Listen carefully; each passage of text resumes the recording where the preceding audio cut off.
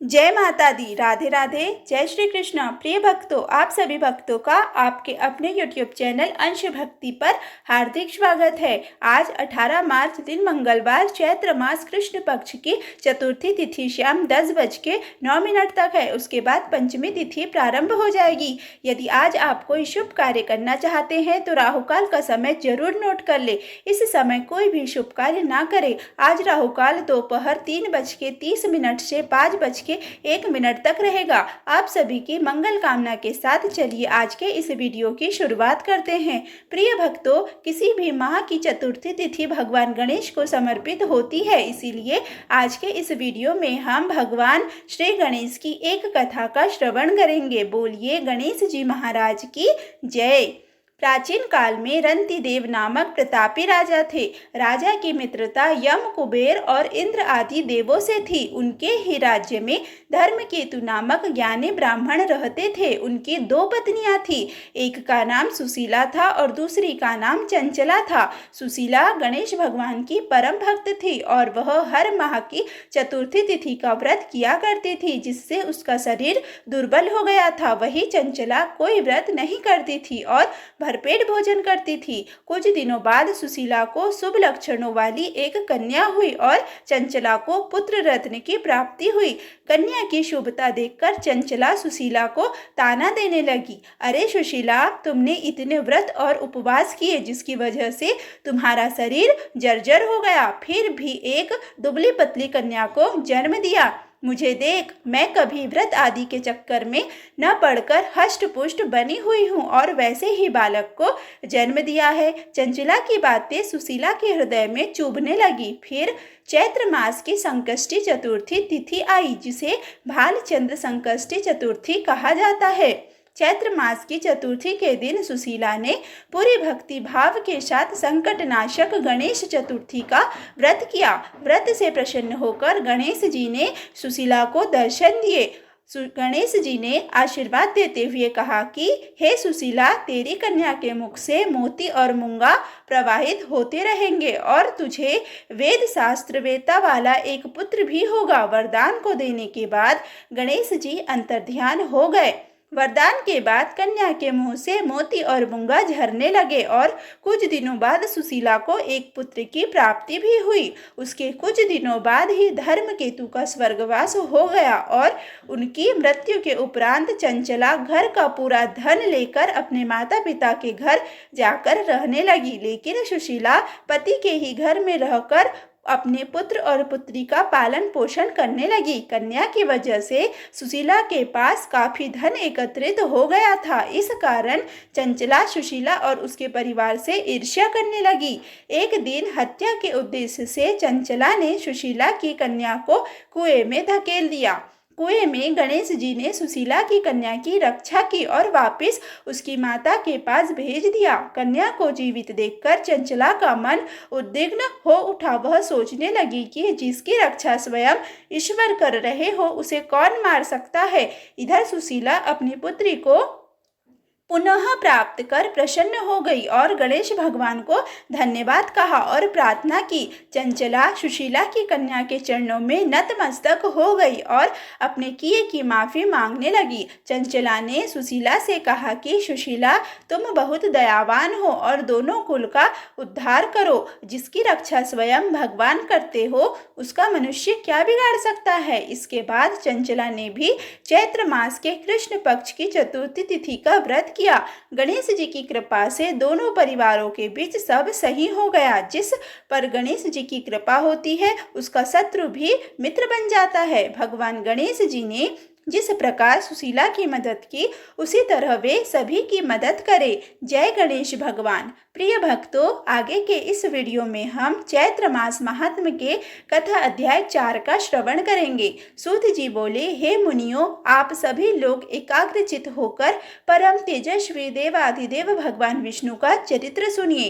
किसी समय वे सनातन देव विष्णु 10,000 वर्षों तक भीषण युद्ध करके अत्यंत थक गए थे। तदंतर एक समतल तथा शुभ स्थान पर पद्मासन लगाकर पृथ्वी पर स्थित प्रत्यंचता चढ़े हुए धनुष पर गर्दन टिकाए हुए उस धनुष को नोक पर भार देकर लक्ष्मीपति भगवान विष्णु सो गए और थकावट के कारण देव योग से उन्हें गहरी नींद आ गई। कुछ समय बीतने के बाद ब्रह्मा, शिव तथा इंद्र सहित सभी देवता यज्ञ करने को उद्गत हुए। वे सब देव कार्य की सिद्धि हेतु यज्ञों के अधिपति जनार्दन भगवान विष्णु के दर्शनार्थ वैकुंठ लोक को गए। उस समय उन्हें वहां न देखकर वे देवतागण ज्ञान दृष्टि से देख करके वहां पहुंचे जहां भगवान विष्णु विराजमान थे। वहां उन्होंने सर्वव्यापी भगवान विष्णु को योग निद्रा के वशीभूत होकर अचेत पड़ा हुआ देखा। तब वे देवगण वहीं रुक गए। सभी देवताओं के वहां रुक जाने के बाद जगतपति विष्णु को निद्रा मग्न देखकर ब्रह्मा, रुद्र आदि प्रमुख देवता अत्यंत चिंतित हुए। तदंतर इंद्र ने देवताओं से कहा, हे श्रेष्ठ देवगण, अब क्या किया जाए। हे श्रेष्ठ देवताओं, अब आप सभी यह विचार करें कि इनकी निद्रा किस प्रकार भंग की जाए। तब शिवजी ने इंद्र से कहा कि इनकी निद्रा का भंग करने से महान दोष लगेगा, किंतु हे श्रेष्ठ देवगण, यज्ञ कार्य भी अवश्य करणीय है। इसके बाद परम ज्येष्ठ ब्रह्मा जी ने पृथ्वी पर स्थित धनुष के अग्रभाग को खा जाने के लिए दीमक का सृजन किया। उन्होंने यह सोचा कि दीमक के द्वारा धनुष का अग्रभाग खा लिए जाने पर धनुष नीचा हो जाएगा, तब वे देवादिदेव विष्णु निद्रा मुक्त हो जाएंगे। ऐसा होने पर निसंदेह देवताओं का संपूर्ण कार्य सिद्ध हो जाएगा। अतः सनातन ब्रह्मा जी ने दीमक को इस कार्य के लिए आदेश दिया। तब दीमक ने ब्रह्मा जी से कहा कि देवादिदेव जगत गुरु लक्ष्मीपति भगवान विष्णु का निद्रा भंग मैं कैसे करूं, क्योंकि नींद में बाधा डालना, कथा में विघ्न पैदा करना, पति पत्नी के बीच भेद उत्पन्न करना एवं माँ पुत्र के बीच बैर भाव पैदा करने के लिए षड्यंत्र करना ब्रह्म हत्या के समान कहा गया है। अतः मैं देवादिदेव भगवान विष्णु का सुख क्यों नष्ट करूं। हे देव, उस धनुष का अग्रभाग खाने से मेरा क्या लाभ होगा जिसके लिए मैं ऐसा पाप करूं। स्वार्थ के वशीभूत होकर ही समस्त लोग पाप कार्य में प्रवृत्त होते हैं, इसीलिए मैं भी इसमें कोई स्वार्थ सिद्धि होने पर हो इसका भक्षण करूंगा।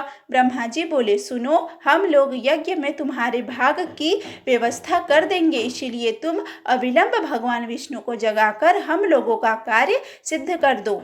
होम कार्य में आहुति प्रदान करते समय जो हव्य आसपास गिरेगा उसी को अपना भाग समझना और अब तुम शीघ्रता पूर्वक हमारा कार्य करो। सूत जी बोले, हे ऋषियों, ब्रह्मा जी के इस प्रकार कहने के अनंतर दीमक ने धरातल पर स्थित धनुषाग्र को शीघ्र ही खा लिया, जिससे धनुष की डोरी मुक्त हो गई।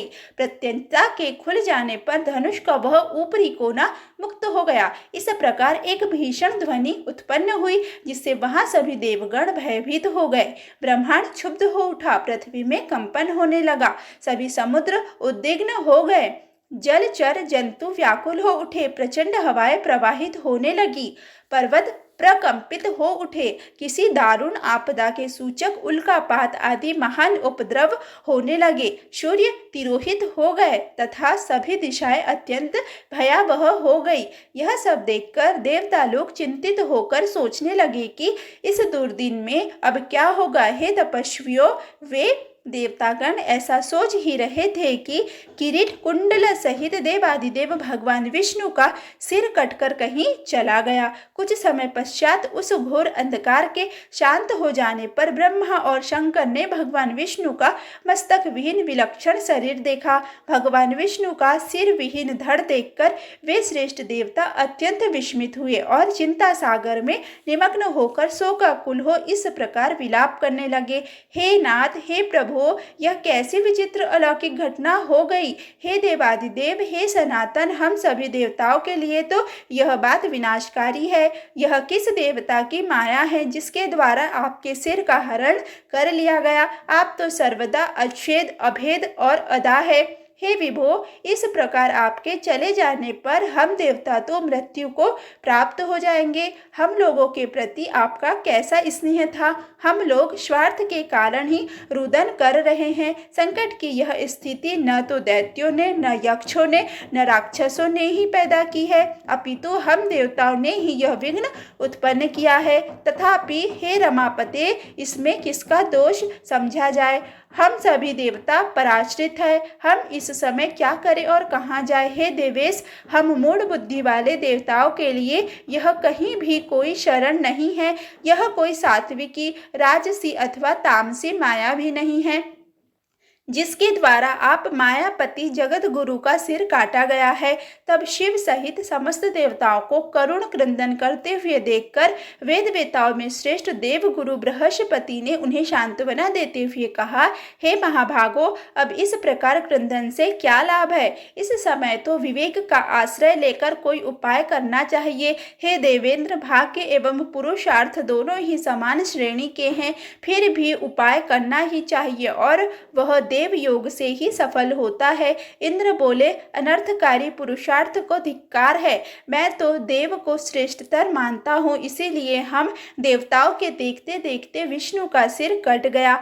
ब्रह्मा जी बोले, काल द्वारा जो भी शुभाशुभ कर्मों का फल निर्धारित है उसे अवश्य ही भोगना, भाग्य का अतिक्रमण कौन कर सकता है।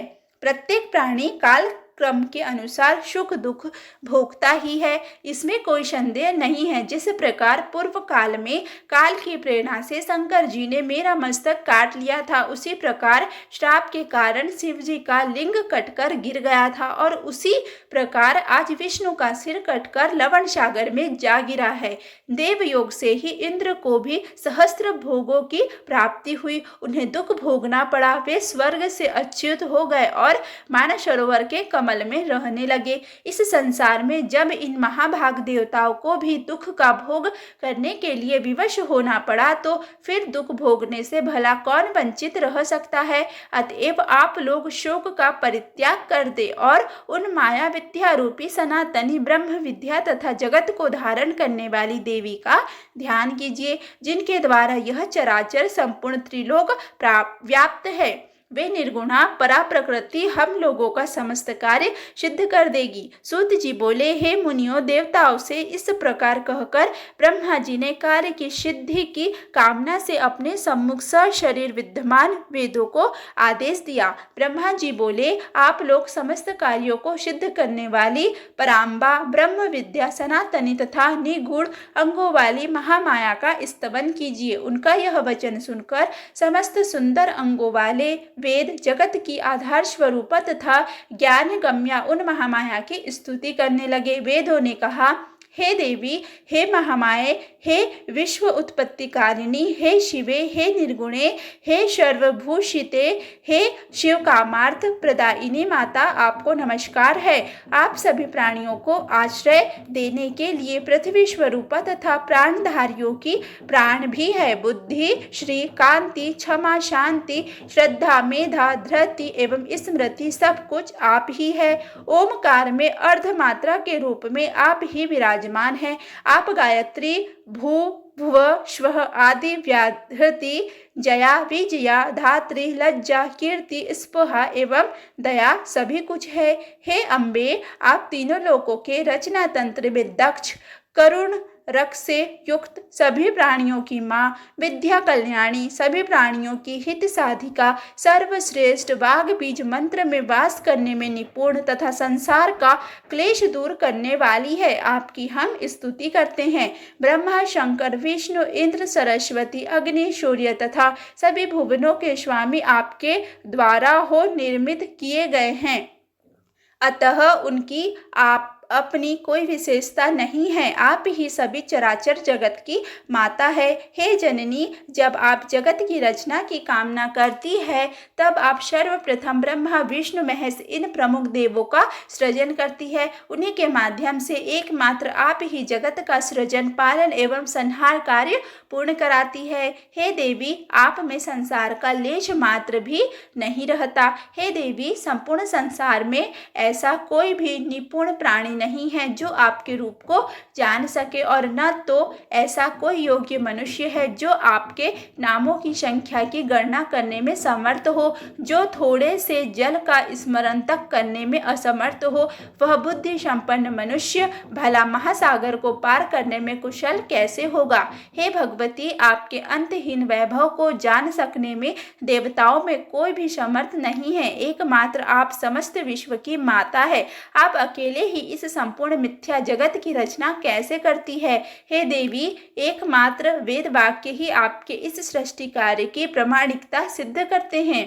हे देवी, समग्र जगत को परम कारण स्वरूपा होती हुई भी आप इच्छा रहित है। अहो, आपका अद्भुत चरित्र हमारे मन को विस्मित कर देता है। समस्त वेदों से भी अज्ञ आपके गुणों एवं प्रभावों का वर्णन हम लोग भला किस प्रकार कर सकते हैं, क्योंकि स्वयं आप ही अपने परम तत्व को नहीं जानती।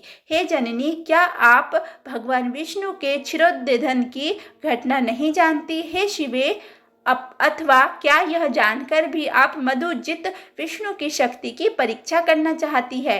हे माता, अथवा क्या यह विष्णु के महान पाप समूह का फल है, किंतु आपके चरण कमलों का भजन करने में निपुण प्राणी से तो पाप हो ही नहीं सकता। हे माता, आप इस देव समूह की भारी उपेक्षा क्यों कर रही है। भगवान विष्णु के मस्तक कटने की घटना हमारे लिए अत्यंत आश्चर्यजनक तथा महान कष्टदायक बात है। हे माता, आप जनन रूपी दुख का नाश करने में कुशल है। अब हम यह नहीं जान पा रहे हैं कि विष्णु के सिर संयोजन में विलंब क्यों हो रहा है।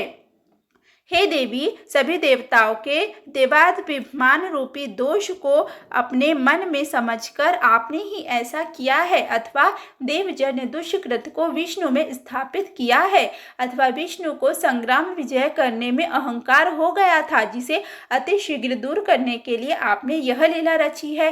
हे माता, हम आपके मनोभावों को समझने में पूर्णतया असमर्थ है। हे भगवती, अथवा युद्ध में पराभूत किए गए दैत्यों ने किसी मनोहर तीर्थ में घोर तपस्या करके आपसे वरदान प्राप्त कर लिया है, जो विष्णु के सिर कटने का कारण बना। हे भवानी, अथवा विष्णु को सिर विहीन रूप में देखने के लिए आप इस समय कोई विनोद कर रही है। हे आधे, आप सिंधु श्रुता लक्ष्मी पर किसी कारण से आक्रोशित तो नहीं है। आप उन्हें स्वामी विहीन किस लिए देखना चाह रही है। आप अपने ही अंश से प्रादुर्भूत लक्ष्मी का अपराध क्षमा करे और भगवान विष्णु को जीवन दान देकर रमा को प्रसन्न कर दे। जगत के समस्त कार्यों को संपादित करने में प्रमुख भूमिका वाले अतिशय प्रभावशाली ये देवता आपको निरंतर नमस्कार करते हैं।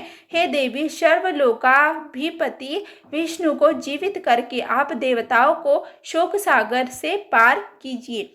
हे अम्बे, भगवान विष्णु का सिर छिन्न होकर कहाँ चला गया, यह हम नहीं जानते, और इस समय इन्हें जीवित करने के लिए अन्य कोई युक्ति भी नहीं सूझ रही है। हे देवी, मृत प्राणी को जीवित करने में जिस प्रकार अमृत समर्थ है, उसी प्रकार समग्र संसार की आप जीवन धात्री है। सूत जी बोले, हे मुनियों, इस प्रकार सामगान निपुण शांग वेदों द्वारा स्तुति किए जाने पर गुणातीता महेश्वरी परात्परा महामाया भगवती प्रसन्न हो गई। उसी समय देवताओं को सुख प्रदान करने वाले शब्दों से युक्त और भक्त जनों को आनंदित करने वाली आकाश स्थित अशरीरिणी शुभ वाणी ने उनसे कहा, हे देवताओं, आप लोग किस प्रकार की चिंता न करें और स्वस्थ चित्त रहे। हे अमरगण, इन वेदों के भावपूर्ण स्तवन से मैं परम प्रसन्न हो गई हूँ। इसमें लेश मात्र भी संदेह नहीं है। मनुष्य लोक में जो प्राणी इस स्तुति से मेरी आराधना करेगा अथवा भक्ति पूर्वक इसका पाठ करेगा, उसकी समस्त कामनाएं पूर्ण हो जाएगी। जो मनुष्य त्रिकाल प्रातः मध्याह्न शान मेरी स्तुति को नित्य भक्ति पूर्वक सुनेगा, वह सभी दुखों से विमुक्त होकर परम सुखी हो जाएगा। वेदों द्वारा उच्चारित किए जाने के कारण यह स्तुति वेदों के समान ही है। हे देवों, अब आप विष्णु के शिरोच्छेद का कारण सुनिए, क्योंकि इस लोक में बिना कारण कोई कार्य कैसे हो सकता है। एक बार अपने समीप बैठी हुई अपनी प्रियतमा सागर पुत्री लक्ष्मी का चित्ताकर्षक मुख देखकर भगवान विष्णु हंस पड़े। उन्होंने सोचा कि भगवान विष्णु मुझे देखकर क्यों हंस पड़े? मेरे मुख में विष्णु जी द्वारा दोष देखे जाने का आखिर क्या कारण हो सकता है? और फिर बिना किसी कारण उनका हंसना संभव नहीं हो सकता। मुझे तो ऐसा प्रतीत होता है कि उन्होंने किसी अन्य सुंदर स्त्री को मेरी सौत बना लिया है। इसी विचार मंथन के परिणाम स्वरूप लक्ष्मी जी कोपाविष्ट हो गई और तब उनके शरीर में तपोगुण संपन्न तामसी शक्ति व्याप्त हो गई। तदंतर किसी देव योग के प्रभाव से देवताओं के कार्य साधन के उद्देश्य से उनके शरीर में अत्यंत उग्र तामसी शक्ति प्रविष्ट हुई। तब लक्ष्मी जी के शरीर में तामसी शक्ति का समावेश हो जाने के कारण वे अत्यंत क्रोधित हो उठी और उन्होंने मंद स्वर में यह कहा, तुम्हारा यह सिर कटकर गिर जाए।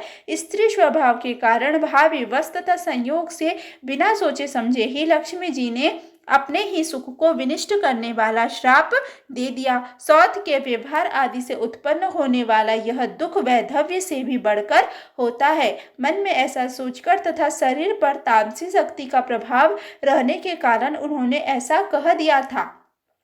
मिथ्याचरण, साहस, माया, मूर्खता, अतिलोभ, अपवित्रता तथा दयाहीनता ये स्त्रियों के स्वाभाविक दोष है। अब मैं उन वासुदेव को पूर्व की भांति सिर युक्त कर देती हूँ। इनका सिर पूर्व शाप के कारण लवण सागर में डूब गया है। हे श्रेष्ठ देवताओं, इस घटना के होने में एक अन्य भी कारण है। आप लोगों का महान कार्य अवश्य सिद्ध होगा, इसमें कोई संदेह नहीं है।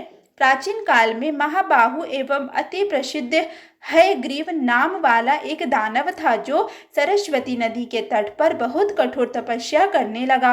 वह दैत्य आहार का त्याग कर समस्त इंद्रियों को वश में करके तथा सभी प्रकार के भोग ऐश्वर्य से दूर रहते हुए मेरे माया बीजात्मक एकाक्षर मंत्र हीम का जप करता रहा। इस प्रकार समस्त आभूषणों से विभूषित मेरी तामसी शक्ति का सतत ध्यान करता हुआ वह 1000 वर्षों तक कठोर तप करता रहा। उस समय उस दैत्य ने जिस रूप में मेरा ध्यान किया था उसी तामस रूप में उसे दर्शन देने हेतु उसके समक्ष मैं प्रकट हुई। उस समय सिंह पर आरूढ़ हुई मैंने दयापूर्वक उससे कहा, हे महाभाग, तुम वरदान मांगो। हे सुव्रत, मैं तुम्हें यथेच्छ वरदान दूंगी। वह दानवी देवी का यह वचन सुनकर प्रेम विहल हो उठा और उसने तत्काल प्रणाम और प्रदक्षिणा की। मेरा रूप देखते ही प्रेम भावना के कारण प्रफुल्लित नेत्रों वाला तथा हर्षातिरेक के कारण अश्रुपूरित नयनों वाला वह दानव मेरी स्तुति करने लगा। हयग्रीव बोला, हे महामाये, हे जगत का सृजन पालन संहार करने वाली, हे भक्तों पर कृपा करने में निपुण, हे सकल काम प्रदायिनी, हे मोक्षदायिनी, हे शिवे, आप देवी को नमस्कार है। पृथ्वी, जल, तेज, वायु एवं आकाश, इन 5 महाभूतों का कारण आप ही है तथा गंध, रस, रूप, स्पर्श एवं शब्द, इन तत्वों का कारण भी आप ही है। हे महेश्वरी, नासिका, जिह्वा, नेत्र, त्वचा, कान ये ज्ञानेन्द्रिया तथा हाथ, पैर, वाक, लिंग, गुदा ये कर्मेंद्रिया आपसे ही उत्पन्न हुई है। देवी बोली, तुम्हारा क्या अभिष्ट है? जो कुछ भी तुम्हारा अभिलक्षित वर हो मांग लो, मैं उसे अवश्य पूर्ण करूंगी, क्योंकि मैं तुम्हारी अनन्य भक्ति तथा अद्भुत तपस्या से अति प्रसन्न हूँ। हयग्रीव बोला, हे माता, आप मुझे वैसा वरदान दे जिससे मेरी मृत्यु कभी न हो और देव दानवों द्वारा अपराज्य रहता हुआ मैं सदा के लिए अमर योगी हो जाऊं। देवी बोली, जन्म लेने वाले की मृत्यु निश्चित है और मरने वाले का जन्म भी निश्चित है। लोक में स्थापित इस प्रकार की मर्यादा का उल्लंघन कैसे संभव है? अतएव हे दानव श्रेष्ठ, मृत्यु को अवश्यंभावी जानकर अपने मन में सम्यक विचार करके तुम अन्य यथेच्छ वर मांग लो। हयग्रीव बोला, हे जगदम्बे, मेरी मृत्यु हयग्रीव से ही हो, किसी अन्य से नहीं। मेरी इसी मनवांछित कामना को आप पूर्ण करें। देवी बोली, हे महाभाग, अपने घर जाकर अब तुम सुखपूर्वक राज्य करो। हयग्रीव के अतिरिक्त अन्य किसी से भी तुम्हारी कदापि मृत्यु नहीं होगी। उस दैत्य को यह वर देकर मैं अंतर्ध्यान हो गई और वह भी परम प्रसन्न होकर अपने घर लौट गया। वह दुष्टात्मा इस समय मुनिजनों और वेदों को हर प्रकार से पीड़ित कर रहा है और तीनों लोकों में कोई भी ऐसा नहीं है जो उसका संहार कर सकता है। अतः त्वष्टा इस अश्व का मनोहर सिर अलग करके उसे इन सिर विहीन विष्णु के धड़ पर संयोजित कर देंगे। तत्पश्चात देवताओं के कल्याणार्थ भगवान हयग्रीव उस पापात्मा अत्यंत क्रूर एवं दानवी स्वभाव वाले महाअसुर हयग्रीव का संहार करेंगे। सूत जी बोले, देवताओं से इस प्रकार कहकर भगवती शांत हो गई और इसके बाद देवगण परम संतुष्ट होकर देवशिल्पी विश्वकर्मा से बोले। देवताओं ने कहा, आप विष्णु के धड़ पर घोड़े का सिर जोड़कर देवताओं का कार्य पूर्ण कीजिए। वे भगवान हयग्रीव ही दानव श्रेष्ठ दैत्य का वध करेंगे। सूत जी बोले, देवताओं का यह वचन सुनकर विश्वकर्मा ने अति शीघ्रता पूर्वक अपने खड़ग से देवताओं के सामने ही घोड़े का सिर काटा। तत्पश्चात उन्होंने घोड़े का वह सिर अविलंब विष्णु भगवान के शरीर में संयोजित कर दिया और इस प्रकार महामाया भगवती की कृपा से वे भगवान विष्णु हयग्रीव हो गए। कुछ समय बाद उन भगवान हयग्रीव ने अहंकार के मद में चूर उस देव शत्रु दानव का युद्ध भूमि में अपने तेज से वध कर दिया। इस संग्राम में जो प्राणी इस पवित्र कथा का श्रवण करते हैं वे समस्त पापों से मुक्त हो जाते हैं, इसमें लेश मात्र भी संदेह नहीं है। महामाया भगवती का चरित्र अति पावन है और पापों का नाश कर देता है। इस चरित्र का पाठ तथा श्रवण करने वाले प्राणियों को सभी प्रकार की संप्रदाय अनायास ही प्राप्त हो जाती है। नमो नमो दुर्गे सुखकर्णी, नमो नमो दुर्गे दुखहरणी, निरंकार है ज्योति तुम्हारी, तिहु लोक फैली उजियारी, शशि ललाट मुख महाविशाला, नेत्र लाल भ्रकुटी विकराला, रूप मातु को अधिक सुहावे, दरस करत जन अति सुख पावे।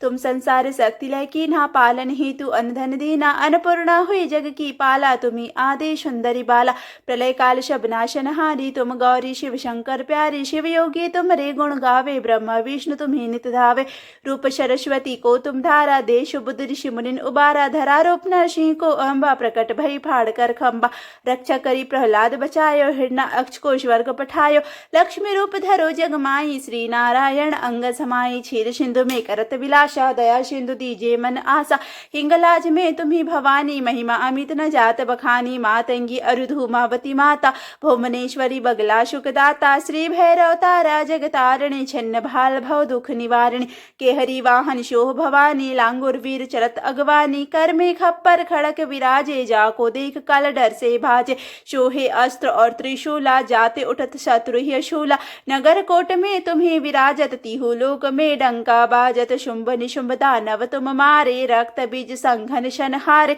महिषासुर नृप अति अभिमानी, जेहि अधभार मही अकुलानी, रूप कराल काली को धारा, सेन सहित तुम तिहि सहारा, पड़ी घर्षण तन पर जब जब भई साय मातो, तुम तब तब अमरपुरी अवरो सब लोका, तब महिमा सब रहे अशोका, ज्वाला में है ज्योति तुम्हारी, तुम्हें सदा पूजे नर नारी, तुम्हें सदा पूजे नर नारी, प्रेम भक्ति से जो यश गावे, दुख दरिद्र निकट नहीं आवे, ध्यावे जुमे जो नर मन लाई, जन्म मरणता को छुट जाई, जोगीश्वर मुनि कहत पुकारी, योग न हो बिन शक्ति तुम्हारी, शंकर अचारज तब हो कीन्हो, काम क्रोध जीती सब लीन्हो, निश दिन ध्यान धरो शंकर को, काहू काल नहीं सुमिरो तुमको, शक्ति रूप को मरम न पायो, शक्ति गई तब मन पछतायो, शरणागत हुई कीर्ति बखानी, जय जय जय जगदम्ब भवानी, भई प्रसन्न आदि जगदम्बा, दय शक्ति नहीं कीन विलंबा, मोको मातु कष्ट अति घेरो, तुम बिन कौन हरे दुख मेरो, आशा तृष्णा निपट सतावे,